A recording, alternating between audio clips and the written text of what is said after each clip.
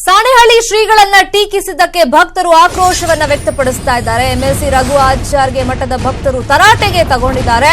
ತರಳಬಾಳು ಮಠದ ಭಕ್ತರು ಈಗ ರಘುಗೆ ಆವಾಜನ್ನ ಕೂಡ ಹಾಕಿದ್ದಾರೆ. ಸಾಣೆಹಳ್ಳಿ ಶ್ರೀಗಳನ್ನ ಟೀಕಿಸಿದ್ದಕ್ಕೆ ಈಗ ಎಂಎಲ್ಸಿ ರಘು ಆಚಾರ್ ಮೇಲೆ ಮಠದ ಭಕ್ತರು ಮುಗಿಬಿದ್ದಿದ್ದಾರೆ. ತರಳಬಾಳು ಮಠದ ಭಕ್ತರು ರಘು ಆಚಾರ್ಗೆ ಆವಾಜ್ ಕೂಡ ಹಾಕಿದ್ದಾರೆ. ಇವರು ಟೀಕೆ ಮಾಡಿದ್ದಕ್ಕೆ ಈಗ ಭಕ್ತರು ತಿರುಗಿ ಬಿದ್ದಿರೋದು. ಶ್ರೀಗಳ ಬಗ್ಗೆ ಮಾತನಾಡುವಾಗ ಹುಷಾರ್ ಅಂತ ಈಗ ಭಕ್ತರು ಆವಾಜನ್ನ ಹಾಕಿದ್ದಾರೆ ಎಂಎಲ್ಸಿ ರಘು ಆಚಾರ್ಗೆ ಮಠದ ಭಕ್ತರು ತರಾಟೆಗೆ ತಗೊಂಡಿದ್ದಾರೆ. ಶ್ರೀಗಳ ಬಗ್ಗೆ ನೀವು ಮಾತಾಡುವಾಗ ಹುಷಾರಾಗಿ ಮಾತಾಡಿ ಅಂತ ಕೂಡ ಈಗ ಆವಾಜನ್ನ ಹಾಕಿದ್ದಾರೆ. ತರಳಬಾಳು ಭಕ್ತರು ಈ ರೀತಿ ರಘು ಆಚಾರ್ ಅವರಿಗೆ ಆವಾಜನ್ನ ಹಾಕಿರೋದು. ಡಾಕ್ಟರ್ ಪಂಡಿತಾರಾಧ್ಯ ಶ್ರೀ ಬಳಿ ಕ್ಷಮೆಯನ್ನ ಕೂಡ ಕೇಳಬೇಕು ಅನ್ನೋ ಆಗ್ರಹವನ್ನ ಈಗ ಭಕ್ತರು ಮಾಡ್ತಾ ಇದ್ದಾರೆ. ಬೆಂಗಳೂರಿಗೆ ನಾವೇ ಬರ್ತೀವಿ ಅಂತ ಕೂಡ ಭಕ್ತರು ಆವಾಜ್ ಹಾಕಿದ್ದಾರೆ. ರಘು ಆಚಾರ್ಯ ಜೊತೆ ಭಕ್ತರು ಮಾತನಾಡಿರುವಂತ ಆಡಿಯೋ ಈಗ ಸಾಕಷ್ಟು ವೈರಲ್ ಆಗ್ತಾ ಇದೆ. ಡಿಸಿಎಂ ಮುಂದೆ ರಾಜಕಾರಣಿಗಳನ್ನ ಶ್ರೀಗಳು ಟೀಕಿಸಿದ್ರು.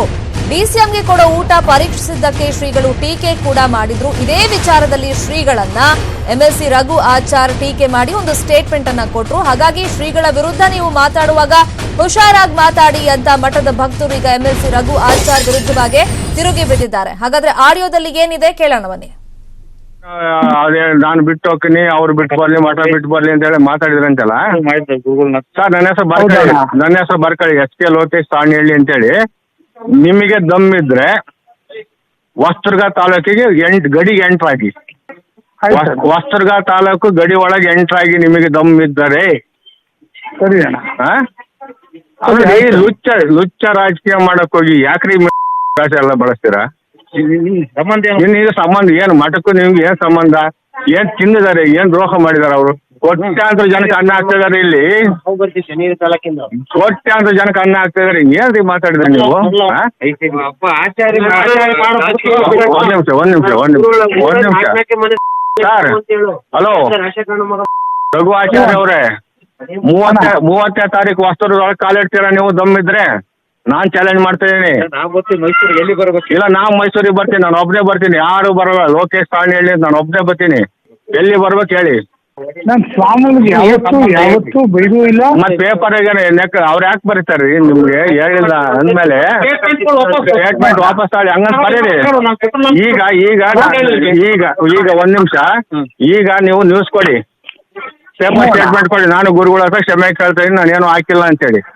ಎಷ್ಟು ಜನ ಬೇಕು, ಎಷ್ಟು ಲಕ್ಷ ಜನ ಬೇಕು, ನಾನು ಕರ್ಕೊಂಬತ್ತೀನಿ. ನನಗೂ ಗೊತ್ತಿದೆ, ನಮಗೂ ಇದೆ ರೀ. ಅವರು ಒಂದು ನಿಮ್ಮಂಗೆ ಬೇರೆ ಇದಕ್ಕೆ ರಾಜಕೀಯದಲ್ಲಿ ಇದರಲ್ಲಿ ಮಾಡಿದಾರಲ್ಲ, ಎಲ್ಲಾ ಧರ್ಮದವ್ರನ್ನು ಎಲ್ಲಾ ಮತದವ್ರನ್ನು ಒಂದು ಒಗ್ಗೂಡಿಸಿ ಮಾಡಿದಂತ ಮಠ ಅವರು, ಮಠಾಧೀಶ್ವರರವರು. ಯಾರು ಬೇಕಾಗಿಲ್ಲ ಅವ್ರಿಗೆ.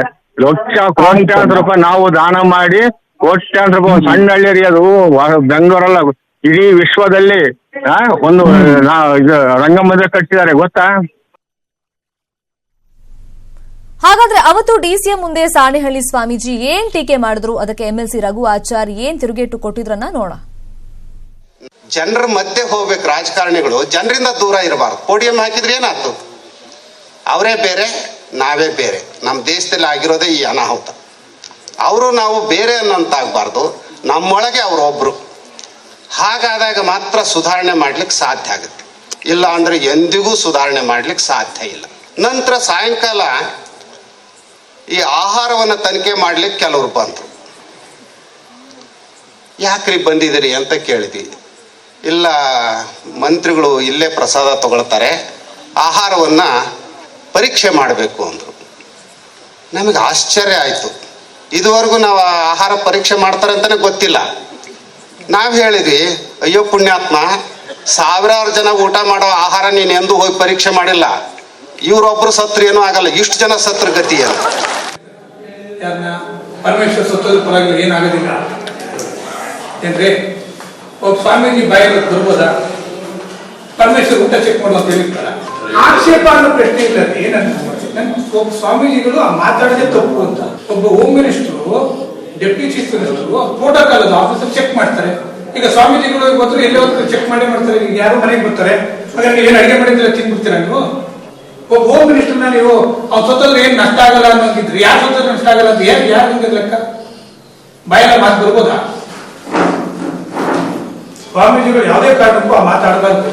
ಪರಮೇಶ್ವರ ವಿಷಯ ಅಂತಲ್ಲ, ಆಫೀಸರ್ಸ್ ಅವ್ರ ಪ್ರೋಟೋಕಾಲ್ ಅವ್ರು ಮಾಡ್ಕೊಂಡಿರ್ತಾರೆ. ಪರಮೇಶ್ವರಿಗೆ ಹೇಳಿರಲ್ಲ ತಾನೆ.